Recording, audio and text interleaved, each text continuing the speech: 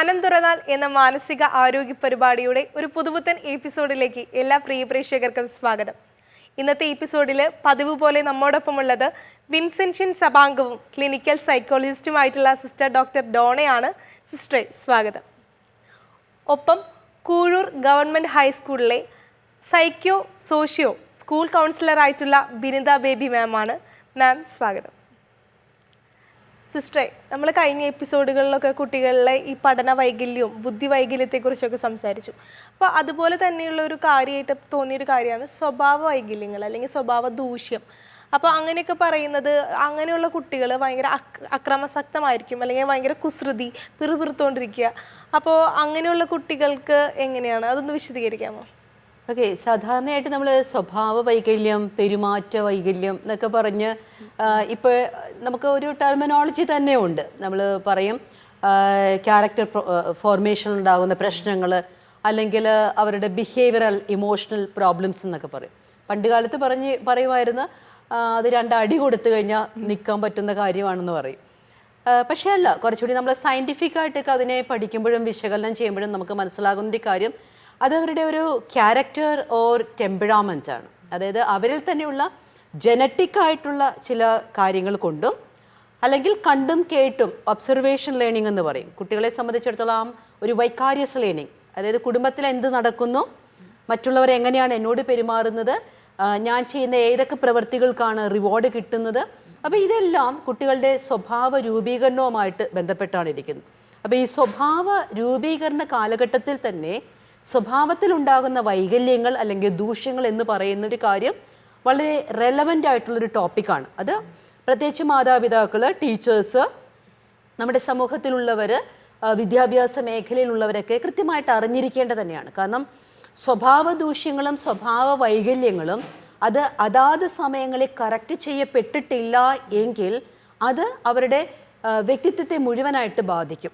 അത് ചിലപ്പോൾ ഒരു വ്യക്തിത്വ വൈകല്യത്തിലേക്ക് വരാം, അല്ലെങ്കിൽ ഒരു പ്രശ്നത്തിലേക്ക്, അതായത് നമ്മുടെ ഒരു സൈക്കോളജിക്കലായിട്ടുള്ള പ്രശ്നത്തിലേക്ക് തന്നെ വന്നു എന്നിരിക്കാം. അപ്പോൾ എനിക്ക് തോന്നുന്നു ഈ ഒരു സ്വഭാവ വൈകല്യത്തെക്കുറിച്ചും അല്ലെങ്കിൽ സ്വഭാവ ദൂഷ്യത്തെക്കുറിച്ചൊക്കെ പറയുമ്പോൾ ഒരു കേസ് ഹിസ്റ്ററി പറയാമെന്ന് എനിക്ക് തോന്നുന്നു. ഒരു ദിവസം കുറച്ച് പോലീസുകാരുടെ റെഫറൻസോടു കൂടിയാണ് ഒരുത്തം വരുന്നത്. ഏകദേശം ഒരു 13 വയസ്സുള്ള കുട്ടിയാണ്. കൊണ്ടുവന്നിരിക്കുന്നത് തലേ ദിവസം രാത്രിയിൽ വൈകുന്നേരം ആയപ്പോഴത്തേക്ക് അവൻ വീട് വിട്ടു പോയതാണ്. രാത്രി മുഴുവൻ വീട്ടുകാർ അന്വേഷിച്ചു, കണ്ടെത്തിയില്ല. 13 വയസ്സുകാരനെ ആ ഒരു സമയത്ത് കണ്ടെത്തിയില്ല എന്ന് പറയുമ്പോൾ നമ്മുടെ ഇന്നത്തെ ഈ നാടിൻ്റെ ഒരു സ്ഥിതിയിൽ നമുക്കറിയില്ല ഇതെങ്ങോട്ടോ കൊണ്ടുപോയേക്കണേന്ന് അറിയത്തില്ല, അല്ലെ കുഞ്ഞ് നഷ്ടപ്പെട്ടോ തട്ടിക്കൊണ്ടുപോയോ ഒന്നും അറിയത്തില്ല. അപ്പോൾ അതുകൊണ്ട് ഇവർ പെട്ടെന്ന് തന്നെ പോലീസിൽ കംപ്ലൈൻറ്റ് ചെയ്തു. പോലീസും കൂടിയൊക്കെ നോക്കി. അങ്ങനെ ഏകദേശം ഒരു വെളുപ്പിനെ ആയപ്പോഴത്തേക്ക് കക്ഷിയെ കിട്ടി. അതായത് ഒരു പഞ്ചായത്ത് കിണറിൻ്റെ അടുത്ത് പോയി ഇരിക്കുക കക്ഷി. അങ്ങനെ പിടിച്ചുകൊണ്ട് വന്നു കാര്യങ്ങളൊക്കെ ചോദിച്ചു. അപ്പോൾ പോലീസുകാരോട് സംസാരിക്കാനായിട്ട് വന്നപ്പോഴത്തേക്ക് അവൻ പറഞ്ഞു, എൻ്റെ വീട്ടിൽ എന്നെ ആർക്കും ഇഷ്ടമല്ല, ഇറങ്ങിപ്പോണോന്ന് തോന്നി ഇറങ്ങിപ്പോയി. അപ്പോൾ മോനെ എന്തിനാ ഈ കിണറിൻ്റെ കരയിൽ വന്നിരുന്നത്? അത് ഞാൻ ചിന്തിക്കുമായിരുന്നു, കിണറ്റിൽ ചാടണോ വേണ്ടേ എന്നുള്ളത് ഞാൻ ചിന്തിച്ചുകൊണ്ടിരിക്കുമായിരുന്നു. അപ്പോൾ അവർക്കൊരു പേടി, കാരണം ഒരു ആത്മഹത്യാ പ്രവണത ഇനി കുഞ്ഞിലുള്ളത് കൊണ്ടാണോ. കൊണ്ടുവന്നു, മാതാപിതാക്കൾ കൊണ്ടുവന്നു, മാതാപിതാക്കളും കൂടെ ഉണ്ട്. ചോദിച്ചു വന്നപ്പോഴത്തേക്ക് മനസ്സിലായ ഒരു കാര്യം, ഈ കുസൃതിക്ക്, നമ്മൾ സാധാരണ നാട്ടുഭാഷ പറയത്തില്ല, കുസൃതിക്ക് കൈയും കാലും വെച്ച പോലെ ആ സിസ്റ്ററെ. 3 മക്കളുള്ള കുടുംബമാണ്. മൂത്തവൻ +1 പഠിക്കുവാണ്. ഇവന് ഏകദേശം 8ാം ക്ലാസ്സിലും കണ്ട് പഠിക്കുന്നു. പിന്നെ ഒരു പെൺകുട്ടിയും കൂടിയാണ് അവരുടെ വീട്ടിലുള്ളത്. ഉപദ്രവം എന്ന് പറഞ്ഞു കഴിഞ്ഞാൽ അസാമാന്യ ഉപദ്രവം ഇവൻ ചെയ്യുന്നത് മറ്റുള്ള കുട്ടികൾക്ക്. ഇവൻ്റെ ചേട്ടനിട്ടും തല്ലും, അനിയത്തിട്ടിട്ടും തല്ലും. ചെറിയ കാര്യങ്ങൾക്ക് പോലും വളരെ ഭയങ്കര വാശിയാണ്, ദേഷ്യപ്പെടും. ആരെയാണ് തല്ലുന്നത് അല്ലെങ്കിൽ ആരെയാണ് ഉപദ്രവിക്കുന്നത് പറയാൻ പറ്റില്ല. വിലപിടിച്ച സാധനങ്ങളാണെങ്കിലും എറിഞ്ഞു പൊട്ടിക്കുക. അതിനൊരു ഉദാഹരണം പറഞ്ഞത്, അവൻ്റെ സ്കൂളിൽ അവൻ്റെ കൂട്ടുകാരുമായിട്ട് തല്ലുണ്ടാക്കി പ്രശ്നം ഉണ്ടാക്കി കഴിഞ്ഞപ്പോൾ അമ്മയുടെ ഫോണിലേക്ക് സ്കൂളിൽ നിന്ന് മെസ്സേജ് വന്നു, മോന് ഇതേപോലെ പ്രശ്നം ഉണ്ടാക്കിയിട്ടുണ്ട്, അതുകൊണ്ട് നാളെ സ്കൂളിൽ വരണം. ഇവൻ സ്കൂളിൽ നിന്ന് വരുമ്പോഴേ അമ്മ ഇത് വായിച്ച് കേൾപ്പിച്ചു, മെസ്സേജ് ഉണ്ടടാ, നിന്നെ കാണിച്ചു തരാം, നാളെ അച്ഛനെ വിടുന്നുണ്ട് സ്കൂളിലേക്കെന്ന് പറഞ്ഞു. അവൻ ആ മൊബൈൽ തട്ടിപ്പറിച്ച് മേടിച്ചെടുത്ത് നേരെ കിണറ്റിലേക്ക് കൊണ്ടുപോയിട്ടു. അതുപോലെ തന്നെ നമ്മൾ ഓർക്കണം, 13 വയസ്സേ ഉള്ളൂ, ബൈക്ക് ഓടിക്കും, കീ കിട്ടിയാൽ കാർ ഓടിക്കും. അതെങ്ങനെ പഠിച്ചു എന്ന് ചോദിച്ചാൽ എങ്ങനെയെന്ന് പറയാൻ പറ്റത്തില്ല. അപ്പോൾ ഇതേപോലെയുള്ള കുസൃതികൾ കാര്യങ്ങൾ അതുപോലെ വില പിടിച്ച ഗൃഹോപകരണങ്ങളൊക്കെ ഉണ്ടല്ലോ, ഇതൊക്കെ അഴിച്ചു പണികളൊക്കെയാണ് കക്ഷിയുടെ കാര്യങ്ങൾ. എന്നിട്ട് ഇതോരോ ഇലക്ട്രോണിക് ഉപകരണങ്ങൾ അഴിച്ചു പണിയുക, അതിൻ്റെ ചെറിയ സ്ക്രൂ എടുത്തുകൊണ്ട് പോവുക, അത് വെച്ച് മറ്റു കുട്ടികളെ ഉപദ്രവിക്കുക, അല്ലെങ്കിൽ അത് പൈസയ്ക്ക് വിൽക്കുക, ആ കിട്ടുന്ന പൈസ കൊണ്ട് എന്തെങ്കിലുമൊക്കെ സാധനങ്ങൾ വാങ്ങിച്ച് കഴിക്കുക. അതായത് ഒരു 13 വയസ്സുകാരൻ്റെ രീതിയിലുള്ള സ്വഭാവമല്ല ഇവന് സിസ്റ്റർ എന്ന് പറയും. അപ്പം നമ്മൾ അതിൻ്റെ കേസ് ഹിസ്റ്ററിയും കാര്യങ്ങളും എല്ലാം അസസ്മെൻറ്റും സ്ക്രീനിങ് ടൂളൊക്കെ ഉപയോഗിച്ച് കഴിഞ്ഞപ്പോൾ മനസ്സിലായി ഇതൊരു കണ്ടക്ട് ഡിസോർഡറാണ്. കണ്ടക്ട് ഡിസോർഡർ എന്ന് പറഞ്ഞു കഴിഞ്ഞാൽ ഒരു സ്വഭാവ വൈകല്യമാണ്. അത് നമ്മൾ സാധാരണ പറയുന്ന പോലെ ഒരു ചെറിയ തരത്തിലുള്ള പ്രശ്നങ്ങളൊന്നും അല്ല ഉണ്ടാക്കുന്നത്, കുറച്ചുകൂടി ഗ്രേഡ് കൂടിയ പ്രശ്നങ്ങളാണ് ഇവന് ഉണ്ടാക്കുന്നത്. പലപ്പോഴും ഇങ്ങനെയുള്ള കേസുകൾ നമ്മുടെ അടുത്തേക്ക് റെഫർ ചെയ്ത് വരാറുണ്ട്. ഇതൊരു തരം ഇമിറ്റേഷൻ ആണോ? ഇപ്പൊ പാരന്റ്സ് ആണെങ്കിൽ അല്ലെങ്കിൽ വീട്ടിലുള്ള മറ്റാരെങ്കിലും കാണിക്കുന്നത് കണ്ടിട്ട് ചെയ്യുന്നതാണോ? നമുക്കിതൊരു ഇമിറ്റേഷൻ അല്ലെങ്കിൽ അവൻ ഒബ്സർവ് ചെയ്തിട്ട് കണ്ടുപിടിച്ച കാര്യങ്ങളാണ്, അവൻ അതേപോലെ ചെയ്യുന്നൊന്നും പറയാൻ പറ്റില്ല. പിന്നെ അവിടെ നമ്മൾ ശ്രദ്ധിക്കേണ്ട ഒരു കാര്യം, ഇവനിലുള്ള ഈ സ്വഭാവ ദൂഷ്യങ്ങൾ അല്ലെ പെരുമാറ്റ ദൂഷ്യങ്ങളിലേക്ക് വരുമ്പോൾ ഒരു ദെൻ ആൻഡ് ദെയർ കറക്ഷൻ കൊടുക്കാനായിട്ട് സാധിക്കണം. അപ്പം അങ്ങനെ ഒരു കറക്ഷൻ കൊടുക്കാൻ പറ്റാത്ത ഒരു ഫാമിലി ലൈഫാണ്, അല്ലെങ്കിൽ ഒരു കുടുംബ പശ്ചാത്തലമാണെങ്കിൽ ഈ ഒരു സ്വഭാവ ദൂഷ്യം അത് കൂടും. അപ്പം നമ്മളെപ്പോഴും ഓർക്കേണ്ട ഒരു കാര്യം, കറക്റ്റ് ചെയ്യപ്പെടുന്ന സ്വഭാവങ്ങളാണ് അത് കറക്റ്റ് ചെയ്യപ്പെട്ട് മോഡിഫൈ ചെയ്യപ്പെട്ട് പോകുന്നത്. അതോടൊപ്പം തന്നെ ഇവരിൽ ഒത്തിരിയേറെ നന്മകളുണ്ടാവും, കഴിവുകളുണ്ടാവും. ഇപ്പം ഇവൻ ഈ നശീകരണ കാര്യങ്ങളെല്ലാം ചെയ്യുന്നത് പോലെ തന്നെ പല കാര്യങ്ങളെയും അസംബിൾ ചെയ്യാനുള്ള കേപ്പബിലിറ്റി ഇവനുണ്ടാകും. അത് കണ്ടെത്തി അതിന് വേണ്ട രീതിയിലുള്ള ഫീഡ്ബാക്ക് കൊടുത്ത് അതിന് വേണ്ട രീതിയിലുള്ള പ്രോത്സാഹനം കൊടുത്തു കഴിഞ്ഞാൽ അവൻ ആ ഒരു വഴിക്ക് പോകാനായിട്ടുള്ള സാധ്യതകളുണ്ട്. പിന്നെ നമ്മൾ നേരത്തെ പറഞ്ഞ പോലെ തന്നെ ഇവൻ്റെ ഒരു ടെമ്പറാമെൻ്റ് ആൻഡ് ക്യാരക്ടറിസ്റ്റിക്സ് അല്ലെങ്കിൽ ഒരു ജനറ്റിക്കൽ സ്വഭാവം കൂടി, ഒരു ജനിതക സ്വഭാവം കൂടി ഉള്ളത് കൊണ്ട് പൂർണ്ണമായിട്ടും നമുക്ക് അവനെ ഇങ്ങനെ നമ്മൾ പറയുന്ന ശുദ്ധ പാവമാക്കിയൊന്നും എടുക്കാൻ സാധിക്കില്ല. എങ്കിൽ പോലും നമുക്ക് കൺട്രോൾഡ് ആയിട്ട് കൊണ്ടുപോകാനായിട്ട് സാധിക്കും. ഇപ്പൊ ജനറ്റിക് എന്ന് പറഞ്ഞ കാരണം ഇപ്പൊ ഒരു പക്ഷേ ആളുടെ ഫാദറോ അല്ലെങ്കിൽ മദറോ ചെറുപ്പത്തിൽ ഇങ്ങനെ ആയിരുന്നത് കൊണ്ടും ഇങ്ങനെ ആവാൻ ചാൻസ് ഉണ്ടോ? നമുക്ക് പൂർണ്ണമായിട്ട് അങ്ങനെ പറയാനായിട്ട് സാധിക്കില്ല. പലപ്പോഴും കേസുകൾ നമ്മുടെ ഇടയ്ക്ക് വരുമ്പോഴത്തേക്കും പറയുന്നൊരു കാര്യമാണ്, ഇവൻ്റെ അമ്മ അങ്ങനെയായിരുന്നു, അല്ലെങ്കിൽ ഇവൻ്റെ അച്ഛനും ഇതുപോലെ തന്നെയാണ് കാണിച്ചുകൊണ്ടിരുന്നത് എന്നൊക്കെ പറയും. അപ്പോൾ അതിൻ്റെ അകത്ത് ഇപ്പോൾ അച്ഛൻ്റെ കൊച്ചിലെ കാര്യങ്ങൾ ഈ കൊച്ചിന് അറിയത്തില്ലല്ലോ. അപ്പോൾ അതുകൊണ്ട് അച്ഛൻ കുഞ്ഞായിരുന്നപ്പോൾ ഇങ്ങനെയാണ് കാണിച്ചതെന്ന് കൊച്ച് കണ്ടുപഠിച്ചിട്ടില്ല. മേ ബി കേട്ടു, അച്ഛനും അങ്ങനെ ചെയ്തിരുന്നു, അപ്പോൾ ഈ അച്ഛനും അങ്ങനെ ചെയ്തിരുന്നു എന്ന് പറയുമ്പോൾ നമ്മുടെ കുടുംബത്തിൽ ചെറിയൊരു അക്സെപ്റ്റൻസ് കൊടുക്കുക. കുസൃതി ആയിരുന്നു, അപ്പോൾ ഇവനെയും സംബന്ധിച്ചിടത്തോളം കുസൃതി ചെയ്യാം. കാരണം ഇവിടെ ഒരു സോക്കോൾഡ് ഇവിടെ അച്ഛൻ്റെ ഒരു പ്രകൃതം തുടർന്നു കൊണ്ടുപോകുന്ന മകൻ എന്ന് തോന്നാം. ഇപ്പൊ സ്കൂളിലൊക്കെ ആകുമ്പോൾ ഇങ്ങനത്തെ കുട്ടികളെ കൂടുതലുണ്ടാവുമല്ലോ, അപ്പോൾ അവരൊക്കെ എങ്ങനെ ടീച്ചേഴ്സ് എന്ന നിലയിലൊക്കെ നിങ്ങൾ ഹാൻഡിൽ ചെയ്യുക? ഞങ്ങൾ സ്കൂളുകളിൽ ഇങ്ങനത്തെ ഒരുപാട് കുട്ടികളുണ്ടാവും, മറ്റുള്ള കുട്ടികളെ പോലെയല്ല. കാരണം ഇവർക്ക് ആദ്യമൊക്കെ ചെറുപ്പത്തിൽ പാരൻസൊക്കെ ഇവരുടെ കളികൾ കുസൃതികൾ എന്നൊക്കെ പറഞ്ഞ് വിടും. അത് കഴിഞ്ഞൊരു ഹൈസ്കൂൾ സെക്ഷനിലാവുമ്പോഴാണ് ഇവരെ കൺട്രോൾ ചെയ്യാൻ പറ്റാതെ ആവുന്നത് വീട്ടുകാർക്ക്. അപ്പോൾ ഞങ്ങൾ എന്തെങ്കിലും കാര്യം പറഞ്ഞ് വിളിക്കുമ്പോൾ പാരൻസ് പറയും, ടീച്ചറെ ഞങ്ങൾ പറഞ്ഞ കേൾക്കുന്നില്ല, നിങ്ങൾ എന്തെങ്കിലും പറഞ്ഞോ, നിങ്ങൾ അടിച്ചോ, നിങ്ങൾ അടിച്ച് അവർ ശരിയാക്കിക്കോ എന്നാണ് പാരൻസ് ടീച്ചേഴ്സിനോട് പറയുന്നത്. അപ്പം ഞാൻ അവിടെ ഇപ്പം നിങ്ങൾ ചെറുപ്പത്തിൽ ചെയ്യേണ്ടത് ചെയ്യാത്തത് കൊണ്ടാണ് ശരിക്കും അവർക്ക് പിന്നെ അവർക്ക് ഒരു കൺട്രോൾ ഇല്ലാണ്ട് പോവാണ്. അവർക്ക് എന്താ ചെയ്യണ്ടേ, പിന്നെ പ്രത്യേകിച്ച് നമ്മൾ അവരോട് എന്തെങ്കിലും പറഞ്ഞു കഴിഞ്ഞാൽ തിരിച്ച് അവർ വളരെ മോശമായിട്ടാവും നമ്മളോട് പെരുമാറുക. കാരണം അവർക്ക് എന്താണ് അവരുടെ കാണുന്നത്, അവരുടെ ഹീറോസ് എന്ന് പറയുന്നത് അങ്ങനെ പെരുമാറുന്നവരാണ്. പ്രത്യേകിച്ച് ഇപ്പോൾ തന്നെ ഇറങ്ങുന്ന ഫിലിമുകളാണെങ്കിലും അവർ നോട്ടീസ് ചെയ്യുന്നത് തന്നെ അങ്ങനത്തെ രീതിയിൽ ആക്ഷനാണ്, അങ്ങനെ ഒരു പെരുമാറണം, അങ്ങനെ പറയുമ്പോഴാണ് അവർ എന്തോ വലിയ ആളുകളാവണമെന്നാണ് അവർ ചിന്തിച്ചുകൊണ്ടിരിക്കുന്നത്. ഡയലോഗ്സും ഇമിറ്റേറ്റ് ചെയ്യും. പിന്നെ ഇങ്ങനെയുള്ള കുട്ടികൾക്ക് പ്രത്യേകിച്ച് ഇപ്പോൾ ഒരുപാട് ലഹരികളൊക്കെ ഒരുപാട് വന്നുകൊണ്ടിരിക്കുന്ന സമയമാണ് സ്കൂളുകൾ കേന്ദ്രീകരിച്ചൊക്കെ.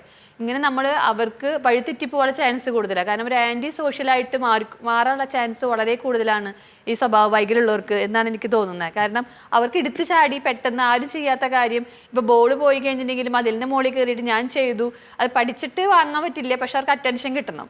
അതാണ് ഒരു ഹീറോയിസം എന്ന് ചിന്തിക്കുന്ന കുട്ടികളായതുകൊണ്ട് തന്നെ അവരെ കൺട്രോൾ ചെയ്ത് പോകുമ്പോൾ നമുക്ക് വളരെയധികം ബുദ്ധിമുട്ടാണ് ടീച്ചേഴ്സിനെ സംബന്ധിച്ച്. കാരണം ഇവർ ഏത് രീതിയിൽ നമ്മൾ പെരുമാറണമെന്ന് അറിയില്ല. കാരണം കുട്ടികളാണ്, പക്ഷെ അവർ കാണുന്നതും അവർ കേൾക്കുന്നതുമായത് വേറൊരു ചിന്തകളാണ്. കാരണം അങ്ങനെയാണ് ജീവിക്കേണ്ടത് എന്നാണ് അവരുടെ ഒരു കൺസെപ്റ്റ് എന്ന് തോന്നുന്നു കുട്ടികൾക്ക് കൂടുതൽ.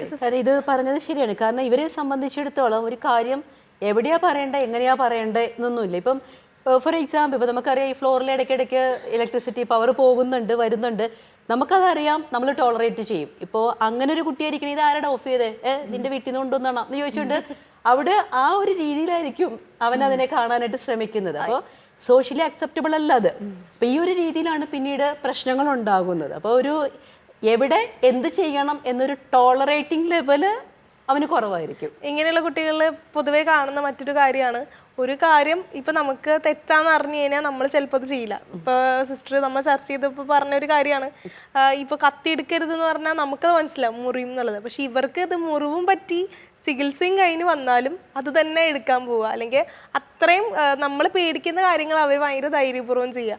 അപ്പോൾ ഇതിൽ നിന്നൊരു മാറ്റം അവർക്ക് വരാൻ ചാൻസ് ഉണ്ടോ? അതായത് ഈ നമ്മുടെ ഒരു ടെമ്പറാമെന്റ് എന്ന് പറയുന്ന ഒരു കാര്യത്തിൽ ഈ നോവൽറ്റി സീക്കിങ്, ഹാം അവോയ്ഡൻസ് എന്നൊക്കെ പറയുന്ന കാര്യങ്ങളുണ്ട്. ഈ നോവൽറ്റി സീക്കിംഗ് എന്ന് പറഞ്ഞാൽ പുതിയ പുതിയ കാര്യങ്ങൾ ചെയ്യുക.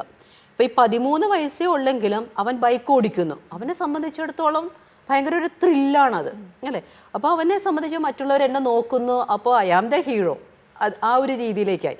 ഈ ഹാം അവോയ്ഡൻസ് എന്ന് പറഞ്ഞു കഴിഞ്ഞാൽ ഇപ്പോൾ ഫോർ എക്സാമ്പിൾ നമുക്കിവിടെ ഒരു ഗർത്തമുണ്ട്, ഒരു കുഴിയുണ്ടെങ്കിൽ നമ്മളെ സംബന്ധിച്ചിടത്തോളം ആ കുഴിയിൽ ചാടാതെ എങ്ങനെ പോകാം എന്നാണ് നോക്കുന്നത്.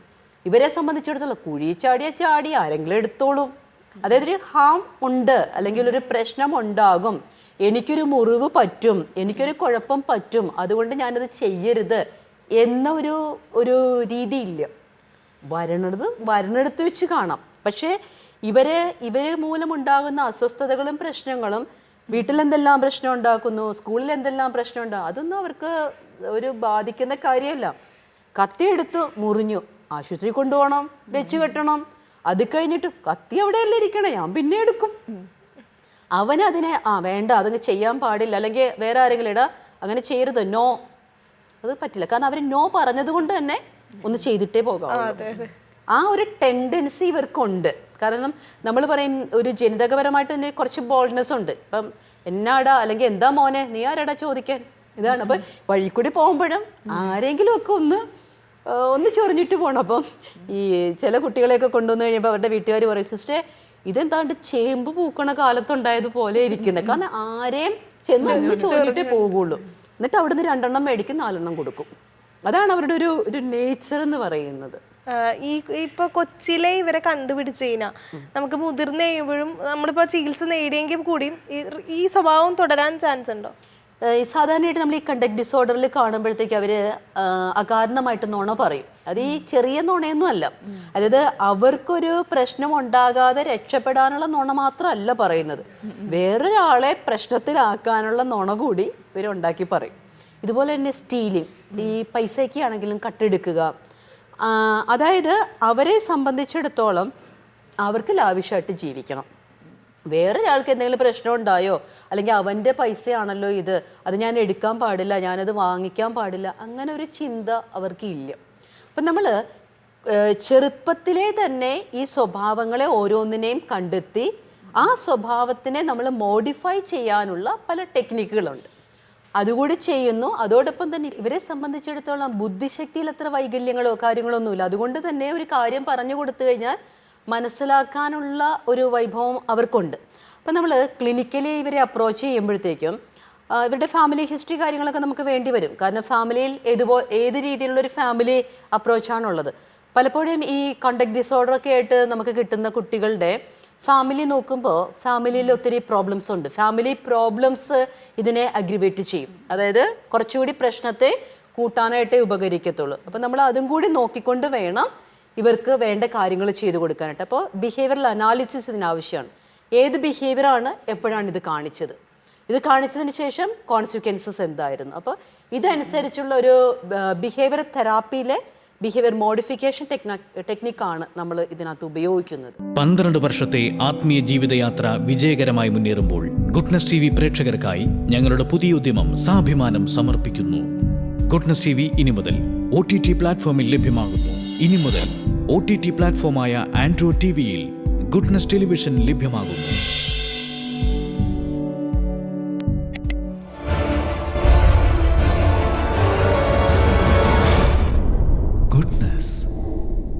Stay with God. നമ്മൾ പല കുട്ടികളിലും കണ്ടിട്ടുണ്ട്, അവരിപ്പോൾ ഒരു തെറ്റ് ചെയ്തു, ഇപ്പോൾ മോഷണമാണെങ്കിലും പ്രത്യേകിച്ച് സ്കൂളുകളിലൊക്കെ നുണ പറയലൊക്കെ ആണെങ്കിലും അത് കഴിഞ്ഞതിന് ശേഷം അത് നമ്മൾ കണ്ടുപിടിച്ച് കഴിയുമ്പോൾ അവർ ഇമോഷണലി നമ്മളെ വന്നിട്ട് കരഞ്ഞ് ഞങ്ങളങ്ങനെ ചെയ്തിട്ടില്ല എന്ന് പറഞ്ഞ് കഴിയുമ്പോൾ അവരെന്തോ എന്തോ വലിയ സംഭവമായ പോലെ അവർക്ക് ഫീൽ ചെയ്യും. അപ്പം അങ്ങനെയുള്ള കുട്ടികളെ നമ്മൾ പറഞ്ഞ് മനസ്സിലാക്കണ്ടേ, നിങ്ങൾ ചെയ്ത് തെറ്റാണ്, നിങ്ങൾ ചെയ്തത് തെറ്റാന്ന് ഞങ്ങൾക്ക് മനസ്സിലായി, അങ്ങനെയുള്ള കാര്യം എങ്ങനെയായിരിക്കും? നമ്മളിങ്ങനെ സിസ്റ്റർ പറഞ്ഞ പോലെ ഇവർക്ക് മോഷ്ടിക്കാനുള്ള ചാൻസ് കൂടുതലാണ്. കാരണം അവർക്ക് പൈസ കയ്യിൽ കിട്ടണം.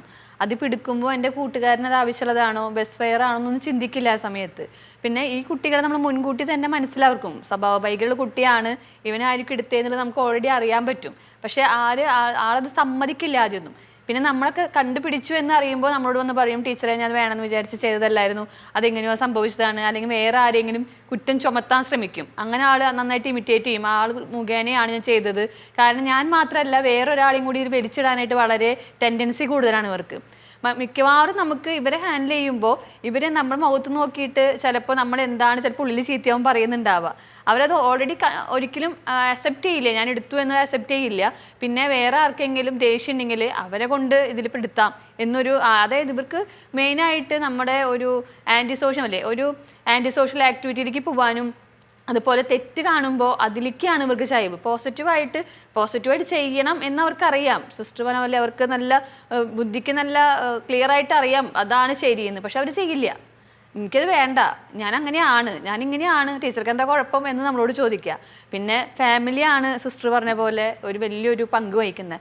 നമ്മൾ എത്രത്തോളം അവരെ ട്യൂൺ ചെയ്ത് കൊണ്ടുവന്നാലും തിരിച്ചു പോകുന്ന അവരെ സിറ്റുവേഷൻ, വീട്ടിലത്തെ അവസ്ഥ വീണ്ടും അവരെ പഴയ അവസ്ഥയിലേക്ക് എത്തിക്കാൻ ചാൻസ് കൂടുതലാണെന്നാണ് ഞങ്ങൾക്ക് മനസ്സിലാക്കിയിട്ടുള്ളത്. ഈ കോണ്ടക്ട് ഡിസോർഡറിൽ വേറൊരു പ്രധാനപ്പെട്ട ഒരു കാരണം എന്ന് വെച്ച് കഴിഞ്ഞാൽ ഇവരുടെ ഈ സ്വഭാവത്തിലെയും പെരുമാറ്റത്തിലെയും വൈകല്യവും പ്രശ്നങ്ങളും വീട്ടിൽ മാത്രം ഒതുങ്ങി നിൽക്കുന്നതല്ല, അല്ലെങ്കിൽ അവരുടെ അച്ഛൻ്റെ അമ്മയുടെ അടുത്ത് മാത്രമല്ല, ഇത് പുറമേ ഉള്ളവരുടെ അടുത്തും കാണിക്കും. അപ്പം അതുകൊണ്ടാണ് ഈ ഒരു സാമൂഹ്യദ്രോഹ പ്രവണതകൾ ഇവർക്ക് കൂടുതലായിരിക്കും.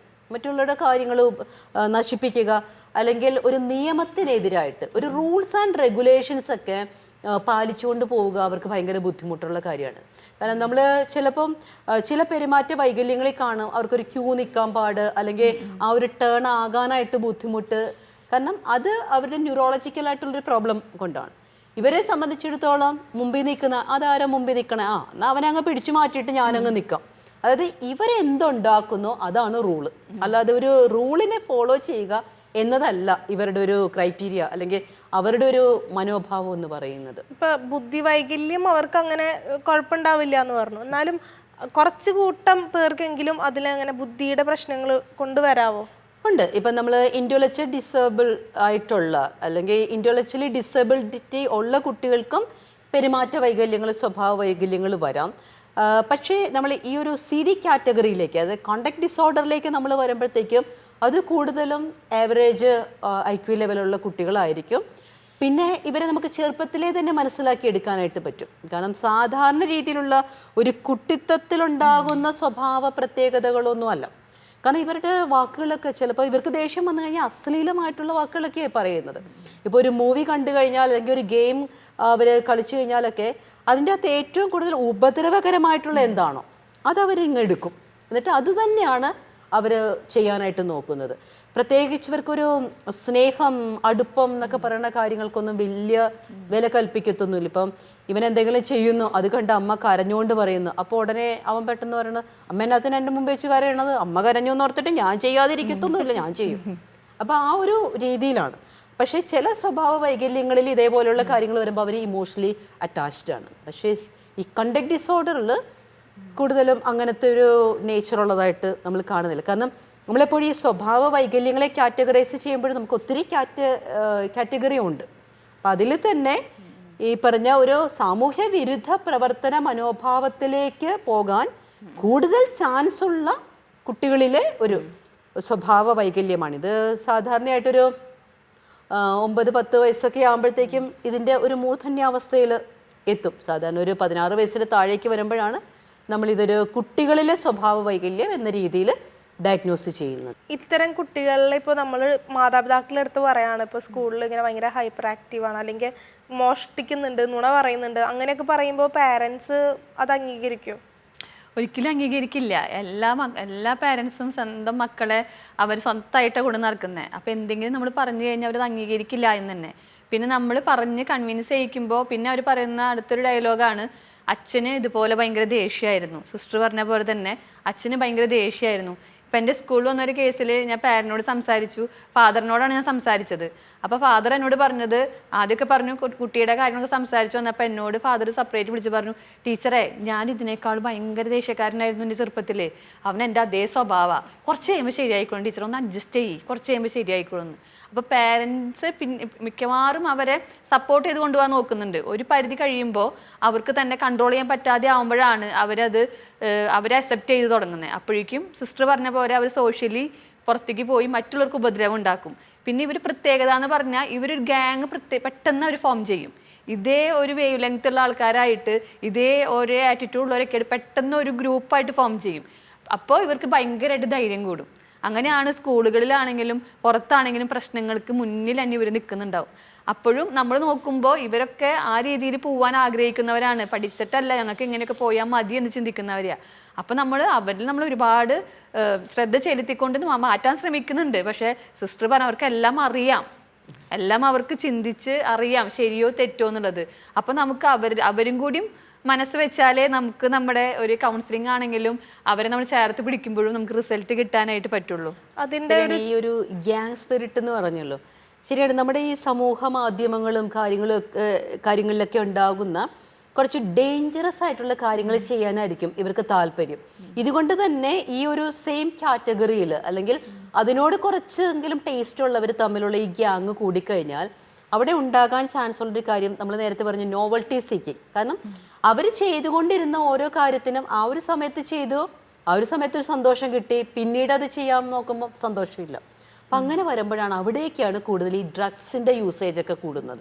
കാരണം മറ്റു ലഹരി പദാർത്ഥങ്ങൾ വെച്ചുകൊണ്ട് എങ്ങനെ എൻ്റെ സന്തോഷം വർദ്ധിപ്പിക്കാം. അപ്പം ഇവരെ സംബന്ധിച്ചിടത്തോളം എല്ലാവരുടെയും മുൻപിൽ ഞങ്ങൾ വലിയ ആളുകളായിരിക്കണം, പിന്നെ ഇവർക്ക് പേടി എന്ന് പറയുന്ന ലെവലേശം ഇല്ല എന്നുള്ളത് പുറത്ത് കാണിക്കണം. ഉള്ളിലെ ഒട്ടും ഇല്ലാത്തത് കൊണ്ടല്ല, ഇവർ ഓരോ പ്രാവശ്യവും ഓരോ കാര്യങ്ങൾ ചെയ്ത് മറ്റുള്ളവരെ പേടിപ്പിച്ച് വെച്ചിരിക്കുക. ഇപ്പം ഇങ്ങനെയുള്ള കുട്ടികളുമായിട്ട് നമ്മൾ ഇൻ്റർവ്യൂ ചെയ്ത് വരുമ്പോൾ അവരോട് നമ്മൾ ചോദിക്കും, എടാ ആ ടീച്ചറിന് ബാക്കി എല്ലാവർക്കും പേടിയാണല്ലോ, നിനക്ക് പേടിയില്ലേ? എനിക്ക് പേടിയാ സിസ്റ്ററെ, ആദ്യം ഞാനങ്ങ് ചെല്ലുമ്പോൾ എൻ്റെ ചങ്കിടിച്ചു, പക്ഷെ ഞാനങ്ങനെ നിന്നിട്ട് നിനക്ക് എന്താടി എന്നങ്ങ് ചോദിച്ചു, ടീച്ചർ അങ്ങ് ചൂളിപ്പോയി. അപ്പം എനിക്ക് മനസ്സിലായി ടീച്ചറിൻ്റെ മുമ്പിൽ വെച്ച് 2 എണ്ണം ചോദിച്ചു കഴിഞ്ഞാൽ ടീച്ചർ അങ്ങ് ചൂളിപ്പോകുമെന്ന് മനസ്സിലായി. അപ്പം അടുത്ത പ്രാവശ്യം ഞാൻ എൻ്റെ കൂട്ടുകാരോടും പറഞ്ഞേ, എടാ എന്നെങ്കിലും ചീത്ത പറഞ്ഞാൽ മതി, ടീച്ചർ അങ്ങ് ഇരുന്നോളും, നമുക്കങ്ങ് കയറി അടിക്കാന്ന്. അപ്പോൾ ഇവൻ എന്നിട്ട് എന്നോട് പറഞ്ഞെന്ന കാര്യം, സിസ്റ്റർ ഗുസ്തി മത്സരം കണ്ടിട്ടില്ലേ, നമ്മളിങ്ങനെ പേടിച്ച് നിന്ന് കഴിഞ്ഞാൽ മറ്റവൻ കയറി ഇടിക്കും. നമ്മളെപ്പോലും നോക്കാതെ അവനെ അങ്ങ് ഇടിച്ചേക്കണം. അപ്പൊ പിന്നെ ഇടി നന്നായിട്ട് നടക്കും. അപ്പൊ ഇവരുടെ മനസ്സിലുള്ളൊരു കാര്യം എന്ന് വെച്ച് കഴിഞ്ഞാൽ ഇവർ സ്വന്തമായിട്ട് തന്നെ ഒരു മാസ്ക് ഉപയോഗിക്കുകയാണ്. അപ്പൊ അതിലേക്ക് മറ്റുള്ള കുട്ടികളെ വിളിച്ചു വരുത്തുന്നുണ്ട്. അപ്പൊ ഇവരുടെ റോൾ മോഡൽ എന്നൊക്കെ പറയുമ്പോൾ നമ്മൾ പറയും, ഈ പ്രത്യേകിച്ച് നമ്മൾ സിനിമകളിലോ അല്ലെങ്കിൽ മറ്റു സീരിയലുകളിലോ ഒക്കെ കാണുന്ന വില്ലന്മാരാണ് ഇവരുടെ റോൾ മോഡൽസ്. അപ്പൊ അവരെങ്ങനെയാ ചെയ്തത്, ഇവരെങ്ങനെയാ ആസൂത്രിതമായിട്ട് ഇത് ചെയ്തത്. അപ്പോൾ ഈ ഒരു കാര്യങ്ങൾ കണ്ടുപിടിക്കാനായിരിക്കും അവർക്ക് കൂടുതൽ താല്പര്യം ആയിട്ടുള്ളത്. ഇത്തരം അവസ്ഥകളിലൂടെ കടന്നു പോകുന്നവരുടെ ഒരു ചികിത്സാ രീതിയെ കുറിച്ചിട്ടൊന്ന് പറയാം. നമ്മൾ ഇങ്ങനെയുള്ള കുട്ടികളെ കണ്ടുപിടിച്ചു കഴിഞ്ഞപ്പോൾ ഉടനെ ഒരു കുട്ടി ഒരു കുസൃതി കാണിച്ചു, അത് ഒറ്റ പ്രാവശ്യമേ കാണിച്ചുള്ളൂ, കൊണ്ടുവരുമ്പോൾ തന്നെ ഇവന് കണ്ടക്ട് ഡിസോർഡർ ആണ് എന്ന് പറഞ്ഞ് എഴുതി റിപ്പോർട്ട് കൊടുത്ത് ഡയഗ്നോസ് ചെയ്യുകയല്ല നമ്മൾ ചെയ്യേണ്ടത്. കുട്ടിയുടെ ഡീറ്റെയിൽഡ് ആയിട്ടുള്ള ആ ബിഹേവിയർ ഹിസ്റ്ററി നമ്മൾ എടുക്കേണ്ടതായിട്ടുണ്ട്, ഒരു ബിഹേവിയർ അനാലിസിസ് നമ്മൾ ചെയ്യേണ്ടതായിട്ടുണ്ട്. അതോടൊപ്പം തന്നെ കുട്ടിക്ക് മറ്റു ഏതെങ്കിലും രീതിയിലുള്ള ഫിസിയോളജിക്കൽ പ്രോബ്ലംസ് ഉണ്ടോ എന്ന് നോക്കാം. കാരണം ഈ എപ്പിലെപ്സി ഫിക്സ് പോലെയുള്ളൊരു കാര്യങ്ങൾ വരുമ്പോഴും ചില കുട്ടികൾക്ക് ചില പ്രവണതകൾ, അപകടകരമായിട്ടുള്ള കാര്യങ്ങൾ ചെയ്യാനുള്ള ചില പ്രവണതകളൊക്കെ ഉണ്ടാകാൻ ചാൻസ് ഉണ്ട്. അപ്പോൾ നമ്മൾ അതൊന്ന് നോക്കുന്നു. അതോടൊപ്പം തന്നെ നമ്മൾ നോക്കേണ്ടത് ഫാമിലി.